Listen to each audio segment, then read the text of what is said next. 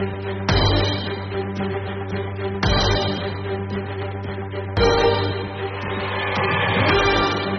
өмүрүн алып үрөй учурган мындай жол кырсыктары абдан эле көп катталууда. Алсак акыркы 6 ай ичинде 3329 унаа жол кырсыгына кабылып, 326 адам мерт кетсе, 5070 адам ар кандай оор жаракаттарды алышкан. Былтыркы жылга салыштырмалуу быйыл жол унаа кырсыктарынын саны дагы, анын кесепеттеринен каза болгондордун саны жана жаракат алгандардын саны да кескин түрүндө өсүп кеткен.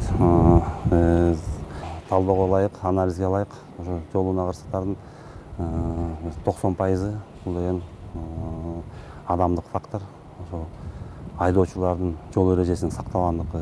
Авто кырсыктарынын көбүсүнө катуу ылдамдыкта айдоо, кайдыгерлик, спирт ичимдиктерин ичип алып рулга отуруу, айдоочулардын маданиятынын жоктугу, авто мектептердин начар сапат алып келип жаткандыгын адистер айтышат. Ал арада Ички иштер министрлиги мас айдоочуларды аныктоо үчүн текшерүүнү күчөтүп, айрыкча Ысык көлгө кошумча күч тартууну колго алышууда.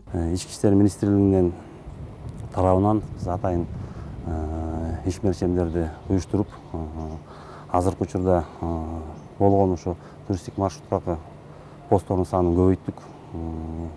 Дагы кошумча күчтөрдү Ысык көл областына да, Чүй областына дагы берилди. Андан тышкары ушу Кемин шаарчасында, Балыкчы шаарынын Ак Кеме постунда, Чоктал айылында жана Чолпон Ата шаарынын кире беришинде атайын чоң фильтрациондук посттор уюштурулат.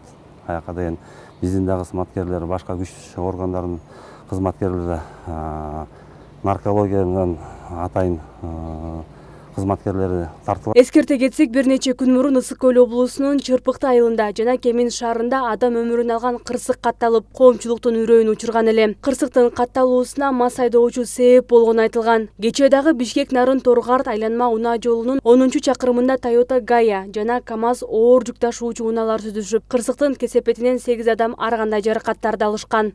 Улзат Байырбекова, Келдибек Уланбеков, СТВ.